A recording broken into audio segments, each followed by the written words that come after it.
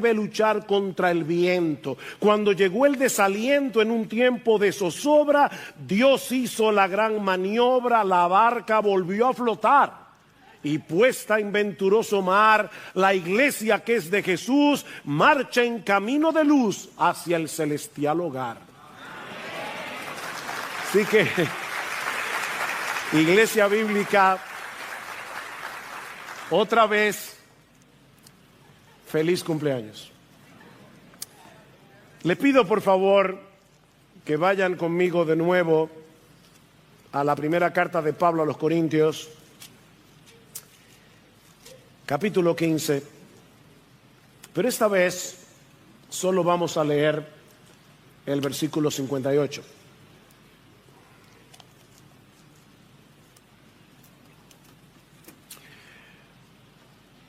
Por tanto, mis amados hermanos, estad firmes, constantes, abundando siempre en la obra del Señor, sabiendo que vuestro trabajo en el Señor no es en vano. ¿Qué se le dice a una iglesia que está celebrando su 45 aniversario? O para plantear esta pregunta desde otra perspectiva, quizás hasta más compleja, mis hermanos, ¿cuál pudiera ser el mensaje de Cristo, la cabeza de la iglesia, para los miembros de IBSJ un día como hoy? Tanto el domingo pasado como en la hora anterior, hemos estado considerando algunas lecciones que podemos aprender de nuestra historia como iglesia, pero ahora queremos mirar hacia adelante, hacia los años por venir, hasta la venida en gloria de nuestro Señor Jesucristo. Ahora, obviamente, yo no recibí una revelación directa de parte del Señor para que predique de este texto en la mañana de hoy, pero sabemos que lo que Pablo dice aquí es la voluntad expresa de Cristo para esta o cualquier iglesia, porque estas palabras fueron escritas bajo la inspiración del Espíritu Santo, y yo tengo la plena convicción de que este texto es muy pertinente para una iglesia que ya tiene 45 años de existencia. Los seres humanos tendemos a bajar el ritmo con el paso del tiempo. Y a veces comenzamos a dar señales de agotamiento. Esta misma semana, un miembro de nuestra iglesia, y que ahora cito con su permiso, me envió esta nota por WhatsApp acerca de la predicación de hoy. Estoy anticipando ese mensaje porque muchas veces nos sentimos cansados y frustrados. Necesitamos la gasolina de la esperanza en las promesas de nuestro Dios. Este hermano tiene razón. Necesitamos gasolina continua para seguir corriendo. Por otro lado, también corremos el peligro de olvidar nuestra razón de ser como iglesia. ¿Por qué hacemos lo que hacemos? Fácilmente caemos en una especie de inercia religiosa que nos mantiene haciendo las mismas cosas de siempre, pero no con la misma motivación ni con el mismo entendimiento. Y por supuesto, también están todos aquellos, y gracias al Señor que es un buen grupo, que por la gracia y la misericordia de nuestro Señor siguen corriendo bien la carrera, pero que a pesar de eso también necesitan que se les anime a seguir corriendo. Y es con todo esto en mente que hemos escogido este texto de 1 Corintios 15:58 para predicarlo en nuestro 45 aniversario. Ahora, permítame tomar unos breves minutos para poner este texto en su contexto. Entre todos los problemas que había en la iglesia en Corinto, que eran varios, se añadía la confusión de algunos con respecto a la doctrina de la resurrección del cuerpo, debido muy probablemente a la influencia de la filosofía griega, que consideraba el cuerpo como la cárcel del alma. Algunos pensaban que era absurdo estar a la espera de la resurrección del cuerpo físico. Pero, dice Pablo, si no hay resurrección de muertos, entonces Cristo tampoco resucitó. Y si Cristo no resucitó, vana es nuestra predicación, vana es vuestra fe. Mis hermanos, un cristianismo sin resurrección es un cristianismo sin esperanza. Noten lo que dice Pablo en el versículo 16. Pues si los muertos no resucitan, entonces ni siquiera Cristo ha resucitado. Y si Cristo no ha resucitado, vuestra fe es falsa. Todavía estáis en vuestros pecados. Entonces también los que han dormido en Cristo han perecido, están muertos ya. Muertos para seguir muertos. Si hemos esperado en Cristo para esta vida solamente, somos de todos los hombres los más dignos de lástima. Pero Cristo ha resucitado de entre los muertos. Cristo resucitó, hermanos. Y por causa de nuestra unión con Él, nosotros resucitaremos también. La resurrección es tan importante en el entramado de nuestra salvación que Pablo le dedica el capítulo más extenso de la carta para explicar, defender y aplicar la doctrina de la resurrección. El día llegará cuando nuestros cuerpos serán completamente transformados en un instante. Versículo 50, dice Pablo: esto digo, hermanos, que la carne y la sangre no pueden heredar el reino de Dios, ni lo que se corrompe hereda lo incorruptible. Pero he aquí os digo un misterio: no todos dormiremos, pero todos seremos transformados en un momento, en un abrir y cerrar de ojos, a la trompeta final. Pues la trompeta sonará y los muertos resucitarán incorruptibles y nosotros seremos transformados, porque es necesario que esto corruptible, este cuerpo, se vista de incorrupción y esto mortal se vista de inmortalidad. De manera que la muerte no tiene la última palabra, a pesar de lo tenebrosa que luce de este lado de la eternidad. Versículo 54. Pero cuando esto corruptible se haya vestido de incorrupción y esto mortal se haya vestido de inmortalidad, entonces se cumplirá la palabra que está escrita: devorada ha sido la muerte en victoria. La muerte, mis hermanos, es como una sombra que nos persigue a lo largo de toda nuestra existencia y que nos manda aviso de vez en cuando tratamos de ignorarla. Un dolor por aquí, un análisis preocupante por allá. Pero un día, mis hermanos, miraremos de frente a ese tirano y con un grito de júbilo le diremos a la cara: ¿dónde está, oh muerte, tu victoria? ¿Dónde, oh sepulcro, tu aguijón? El aguijón venenoso que nos atormentaba por causa de nuestro pecado quedó clavado en el cuerpo de Cristo cuando murió en nuestro lugar en la cruz del Calvario. Esa abeja ya no pica. Versículo 56, el aguijón de la muerte es el pecado y el poder del pecado es la ley, pero a Dios gracias que nos da la victoria por medio de nuestro Señor Jesucristo. Nuestras tumbas vacías proclamarán que Jesucristo reina, que Él es un poderoso Salvador y que nosotros compartiremos su victoria aplastante sobre los poderes del pecado y de la muerte.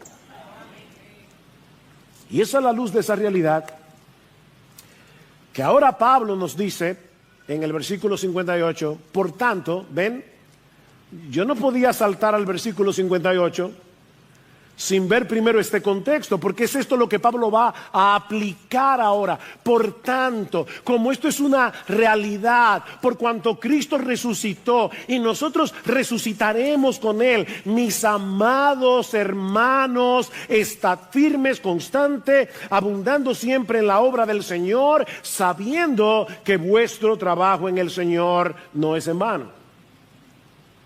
Esta doctrina posee enormes repercusiones para nuestras vidas aquí y ahora. Si creemos en la resurrección, y debemos creer en ella si somos cristianos, hay al menos 3 aplicaciones prácticas que debemos derivar de esta enseñanza. Así que vuelvo a mi pregunta del principio. ¿Qué quiere decirle Dios a esta iglesia en su 45 aniversario? En primer lugar, que debemos permanecer anclados en la fe del Evangelio. Que debemos permanecer anclados en la fe del Evangelio. Por tanto, mis amados hermanos, estad firmes, constantes. Estas 2 palabras son prácticamente sinónimas, pero con una pequeña diferencia. La primera apunta hacia el hecho de permanecer enraizados sobre el fundamento del Evangelio. La segunda nos exhorta a permanecer inamovibles, que es como se traduce esta palabra literalmente. Permanezcan inamovibles en vuestra fe, por más que soplen vientos contrarios. De manera que este capítulo termina como comienza.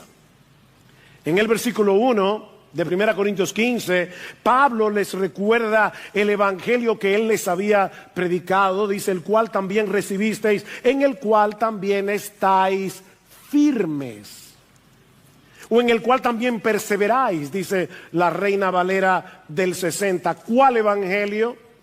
Que Cristo murió por nuestros pecados conforme a las Escrituras, que fue sepultado y que resucitó al tercer día conforme a las Escrituras. Y ahora Pablo les dice, permanezcan allí, no se muevan ni un milímetro de ese fundamento. Y noten, mis hermanos, que no se trata de una sugerencia, es una orden. Estad firmes. ¿En qué? En el Evangelio. En el evangelio que yo les prediqué. Es un mandato similar a Colosenses 1:23. Pablo los exhorta a permanecer bien cimentados y constantes. ¿Ven la similitud? Ser cimentados y constantes sin moveros de la esperanza del evangelio que habéis oído. Manténganse allí, no se vayan detrás de un mensaje más novedoso o que parezca más atractivo o más respetable a los ojos de la intelectualidad humana, porque el evangelio no es una moda pasajera. El evangelio no es una opción religiosa entre muchas otras. Mis hermanos, la tumba vacía de Jesús es la confirmación de que Él era quien decía ser el Mesías prometido en el Antiguo Testamento. Y por lo tanto, hay una sola salvación y un solo Salvador.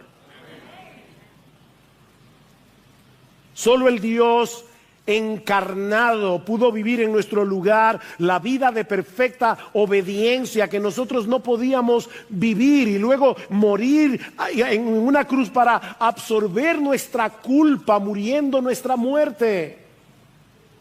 Solo en Él hay perdón de pecados y vida eterna. Solo Él es el camino, la verdad y la vida, el único acceso al Padre. Solo Él le da propósito y significado a nuestra existencia en este mundo, porque solo Él es capaz de restaurar en nosotros la imagen de Dios que quedó distorsionada por causa de la entrada del pecado.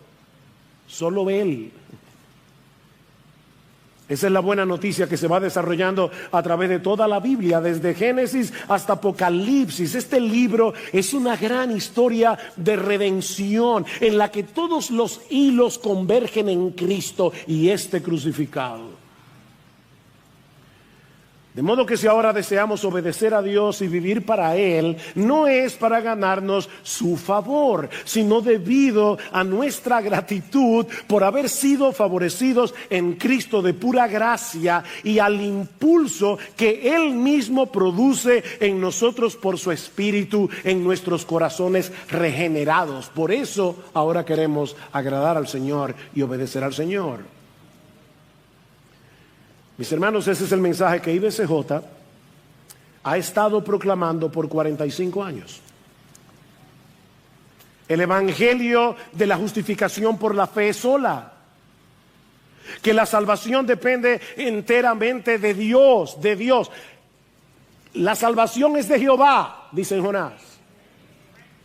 Porque no se obtiene por nuestras obras para que nadie se gloríe. Por supuesto, con el paso de los años, su Espíritu nos ha guiado a ver cada vez más claramente las implicaciones prácticas de ese mensaje para que podamos manifestar esa gracia del Evangelio en una forma más evidente, como hemos reconocido ya. Pero por la gracia de Dios, nunca hemos dejado de predicar el Evangelio de la gracia de Dios en Cristo. Y nuestro anhelo y oración es que ese Evangelio continúe en el mismo centro de iglesia bíblica del Señor Jesucristo hasta que Él vuelva. Amén. Alguien decía que el proceso a través del cual las iglesias pierden el Evangelio suele ocurrir en 4 generaciones. Jóvenes, jovencitos, escuchen con cuidado. La primera generación recibe y acepta el mensaje de todo corazón. La segunda lo da por sentado. La tercera lo confunde y la cuarta lo pierde. De manera, mis hermanos, que el punto crítico se encuentra en esa segunda generación que da por sentado el Evangelio. Esa generación que presupone que ya todos en la iglesia conocen el mensaje, saben cómo se aplica a la vida práctica. Es esa generación que piensa que nosotros podemos dejar atrás el Evangelio para avanzar hacia doctrinas más profundas. Lo cierto es, jóvenes, niños, adultos, ancianos,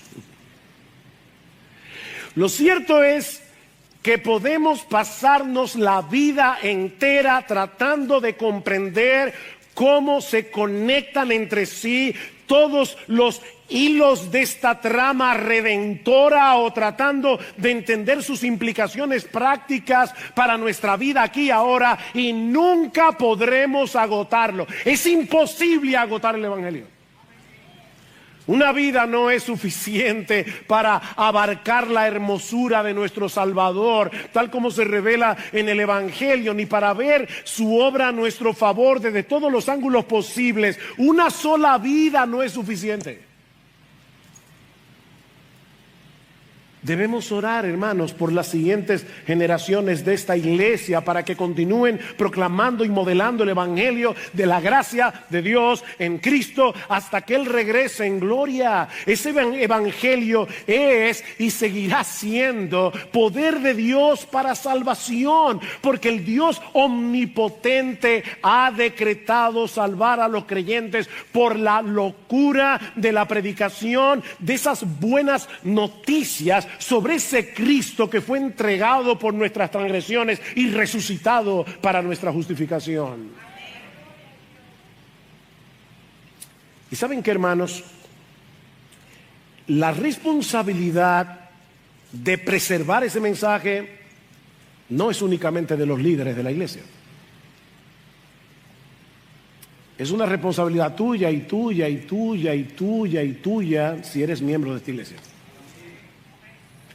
¿Qué dice Pablo en Romanos capítulo 16, mas os ruego, hermanos, que os fijéis, hermanos, no dice pastores, mas os ruego, hermanos, que os fijéis en los que causan tropiezos y divisiones en contra de la doctrina que vosotros habéis aprendido, y que os apartéis de ellos. Es una responsabilidad de cada miembro de su iglesia proteger doctrinalmente la iglesia. Pablo dice en Efesios capítulo 4 que la razón por la que Cristo dio pastores y maestros es para capacitar a los santos para la obra del ministerio, para la edificación del cuerpo de Cristo. ¿Saben para qué? Para que ya no seamos niños fluctuantes, llevados de aquí para allá por todo viento de doctrina, por las artimañas del error, sino que hablando unos con otros la verdad en amor, continuemos creciendo conforme a la cabeza del cuerpo que es Cristo. Todos tenemos esa responsabilidad. Oh, querido IBCJ, nunca se aparten del evangelio, nunca dejen de proclamar que Cristo es glorioso y que solo en Él hay perdón y vida eterna. Pero mantenerse anclados e inamovibles en el fundamento del evangelio no significa permanecer pasivos, sedentarios, inactivos. De ahí la segunda exhortación de Pablo en nuestro texto.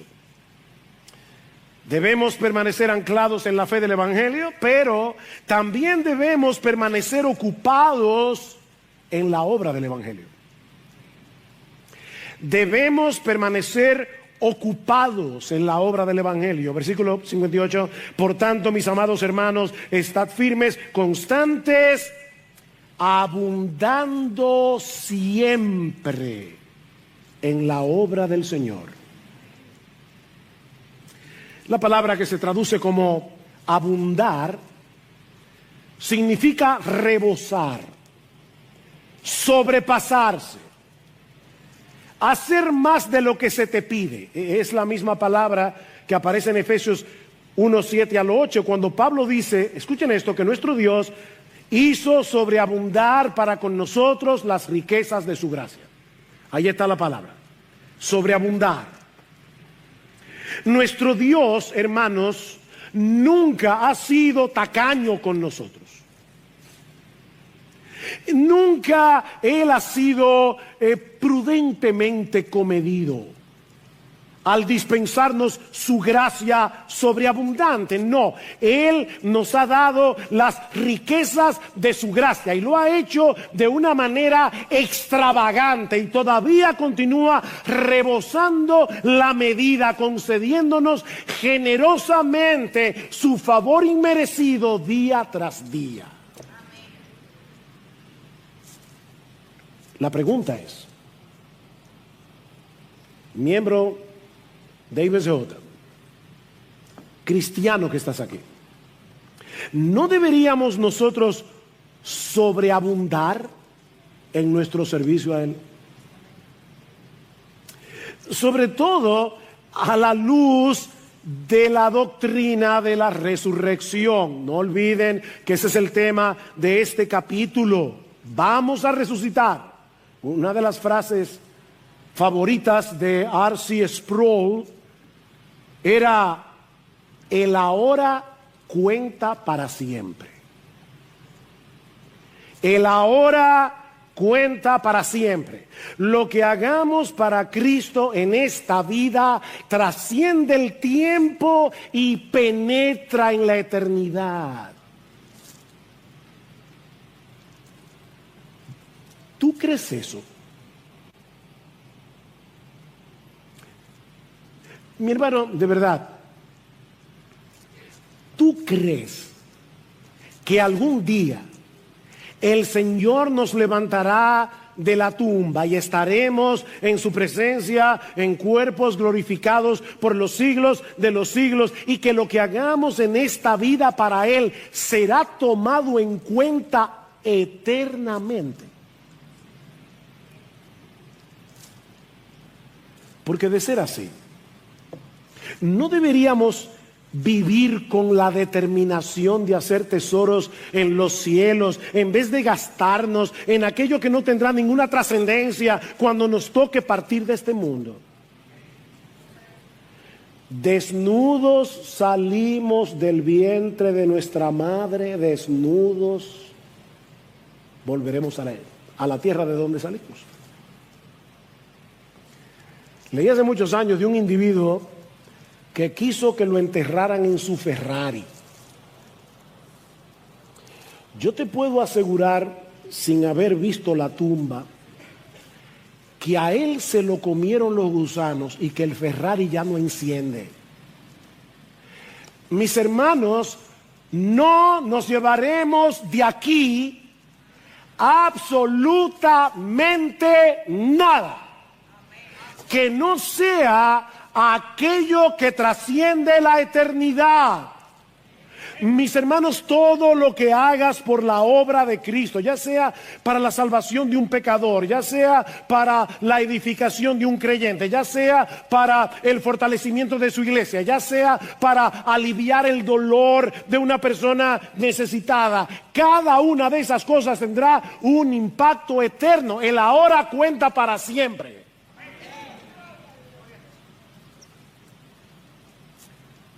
Y déjame decirte algo, el ahora es lo único que tenemos ahora.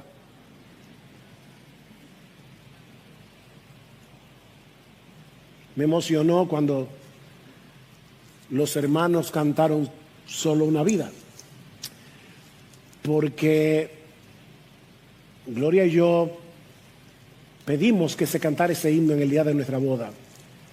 Así que me trajo muchas memorias, no solamente de la iglesia, sino también de nuestra historia personal. Solo una vida, toda una vida pronto pasará, solo lo que es para Cristo durará. Da a Cristo todo, es lo único que hacer, cuando se tiene solo una vida. No tenemos más que una vida de este lado de la eternidad, y para colmo es fugaz, es pasajera. Apenas ayer estábamos en una sala de una casa celebrando el primer servicio de adoración de IBCJ, y hoy estamos celebrando 45 años.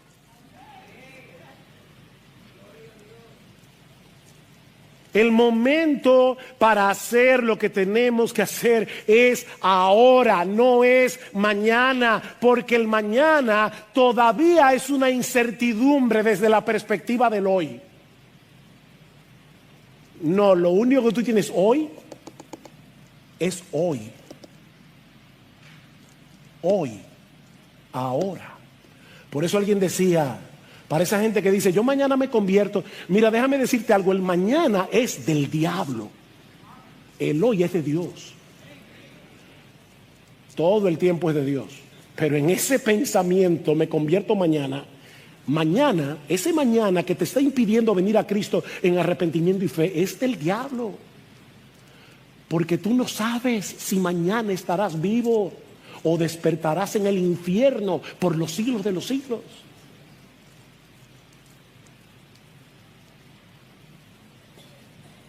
Sí hay un momento para descansar, para renovar nuestras fuerzas, porque este cuerpo de muerte se debilita, se cansa.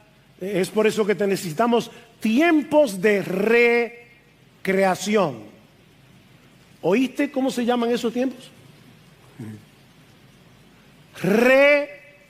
Recreación, así se le llama esos tiempos de descanso, incluso de diversión, porque estamos recreando nuestras energías, estamos recreando nuestras fuerzas, pero es para poder aumentar nuestra eficacia y seguir sirviéndole a Jesús, que es nuestro dueño.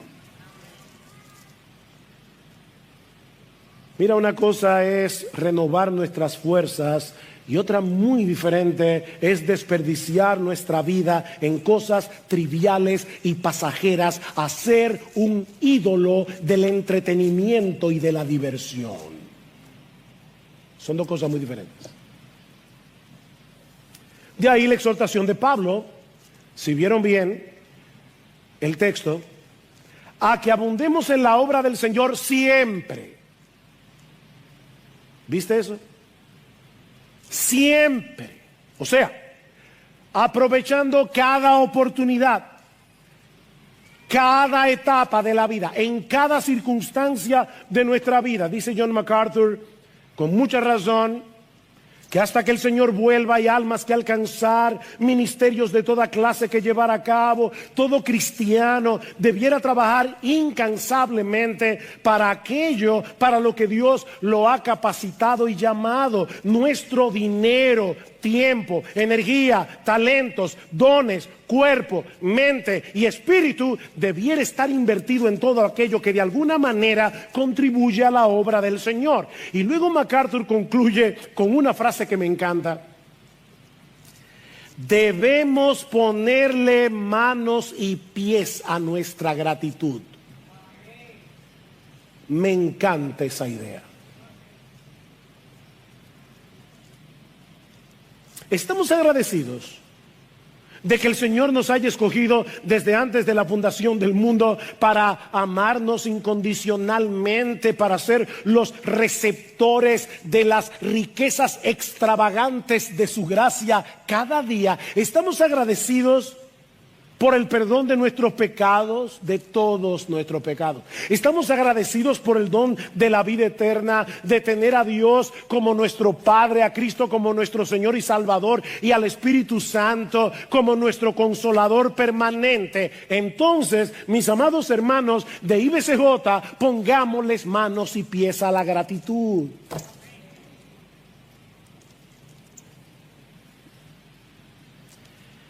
Esta iglesia que el Señor levantó por gracia hace 45 años,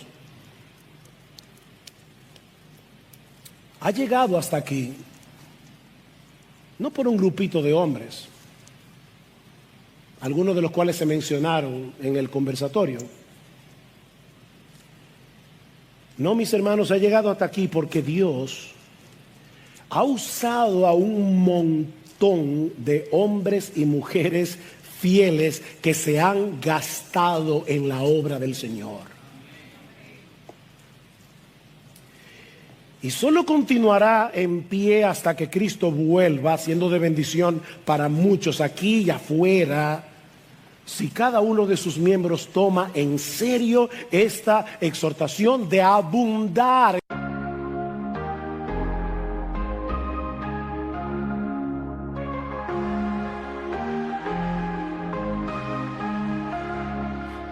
Silence, I hear your voice, whispers of forever, a heartfelt choice, to love without limits, to give without shame.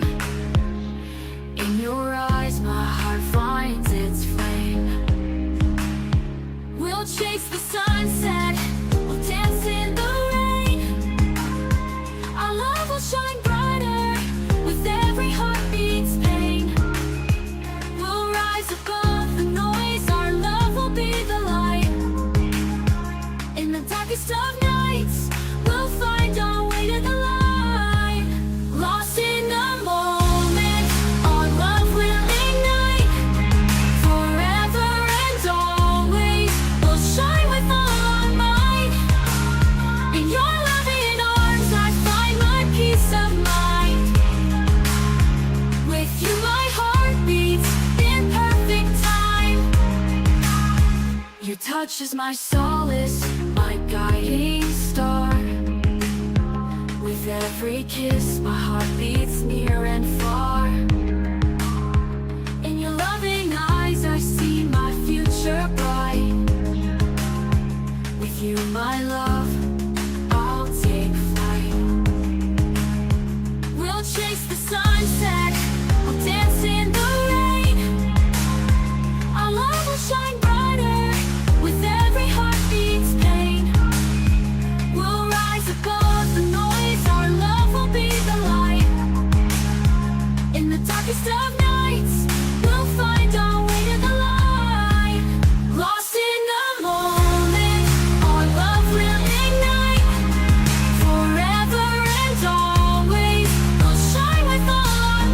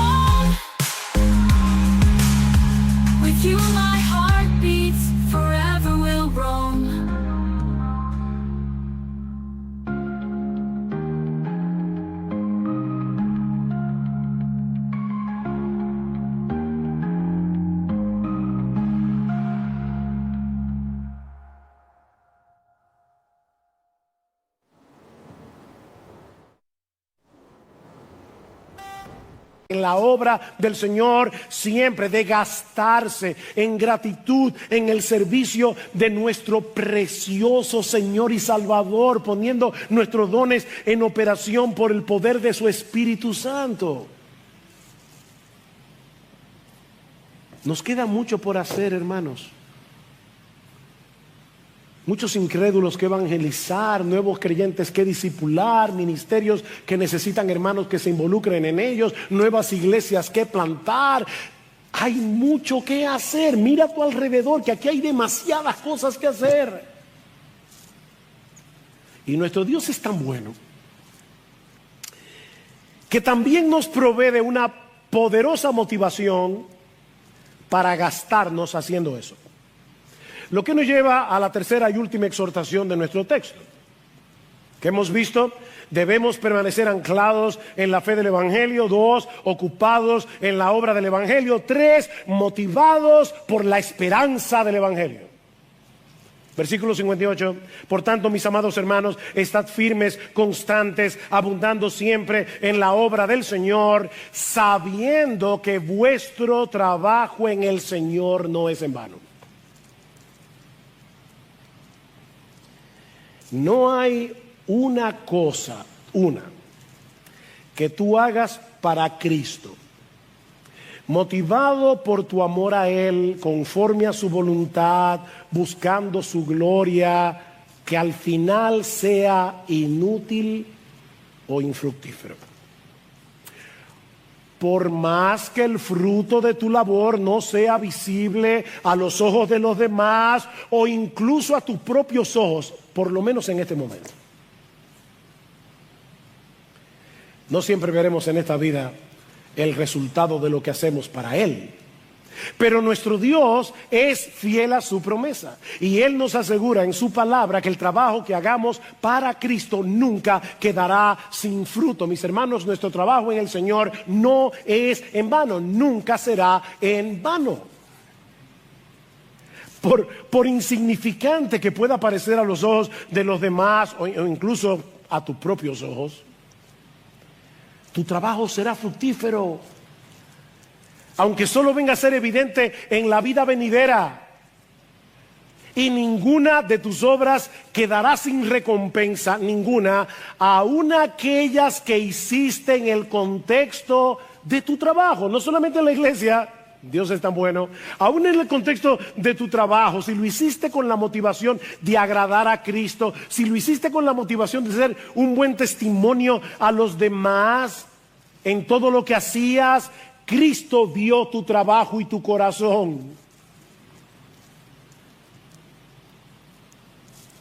De ahí la exhortación de Pablo en Colosenses 3:23, a que trabajen, a los siervos le dice, trabajen de corazón, como para el Señor, no para los hombres, sabiendo, aquí está la palabra otra vez, sabiendo que del Señor recibiréis la recompensa de la herencia, porque a Cristo el Señor servís. Madres, cuando ustedes están en casa con sus hijos, haciendo cosas que parece que no son muy glamorosas, a Cristo el Señor servís. Sabiendo, dice Pablo. No se trata de una suposición, no es una conjetura, no es algo que desearíamos que sucediera, pero de lo que no tenemos ninguna garantía. No, mis hermanos. El Dios del cielo, que nunca miente, que no puede negarse a sí mismo, nos promete en su palabra que ninguna cosa que hagamos para Cristo, motivados por la gratitud del Evangelio y por nuestro deseo de agradarlo a Él y darlo a conocer, ni una de esas cosas quedará sin fruto. Aunque nunca sepamos de este lado de la eternidad lo que Él hizo con lo que nosotros hicimos, Él lo usará para su gloria y para el bien de los suyos. Y cuando estemos en su presencia, te recompensará. Cristo dice en Mateo capítulo 10, versículo 42, que ni siquiera un vaso de agua que demos en su nombre quedará sin recompensa. Un vaso de agua.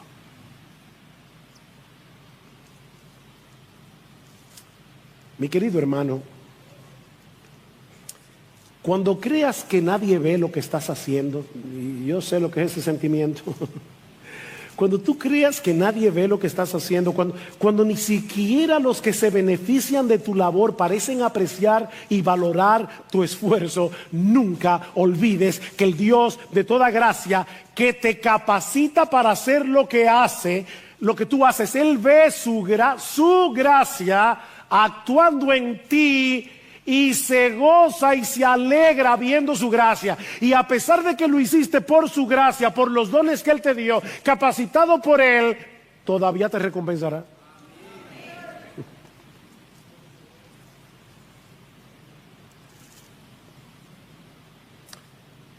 Me animan tanto las palabras de Pablo en 1 Corintios 4:5.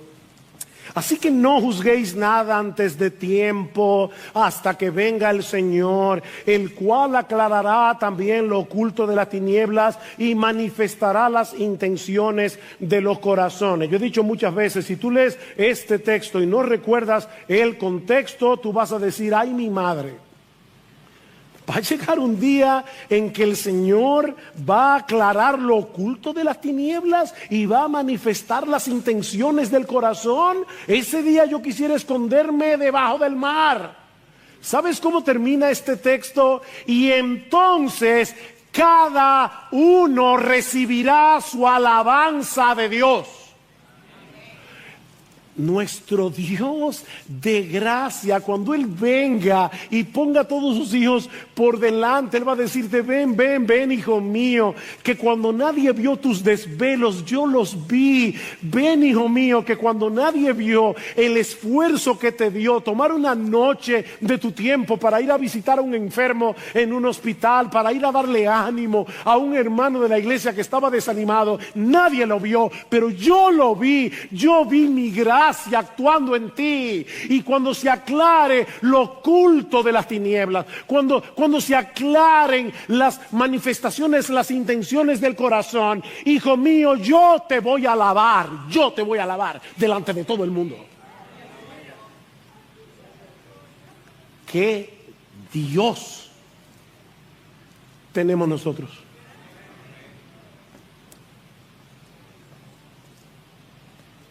Yo siempre he dicho que nuestro Dios es como esos padres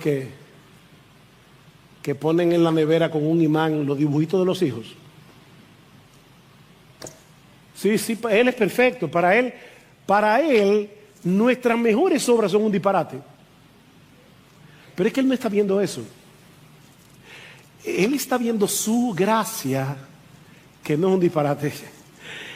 En esos esfuerzos tuyos, en esos débiles esfuerzos tuyos, Él está viendo su gracia moviéndote al amor y a las buenas obras. Y cuando nosotros lleguemos al cielo, la nevera de Dios estará llena de nuestros garabatos.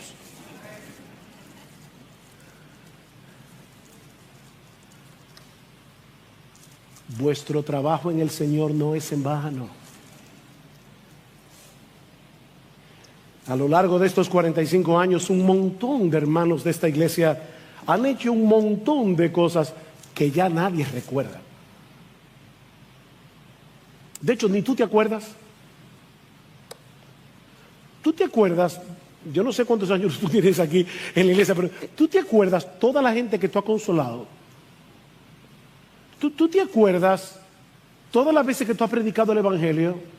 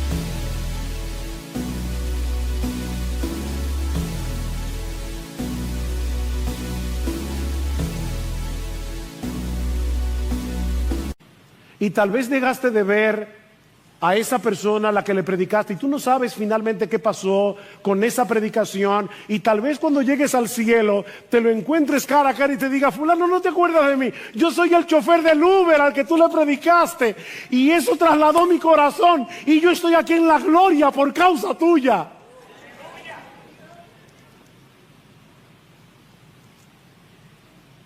No es en vano. Y mira, y si no se convirtió, el Señor Jesucristo te dirá: hijo mío, no te preocupes, eso también tiene su recompensa, porque esa persona supo que hay un Salvador que vino en gloria, que se hizo hombre y que murió en una cruz para pagar por nuestros pecados. Y cuando tú le predicaste el Evangelio, aunque Él no se convirtió, me glorificaste a mí. Y tendrás tu recompensa. Dios las vio, cada una de ellas. Y las usó de mil maneras, de mil maneras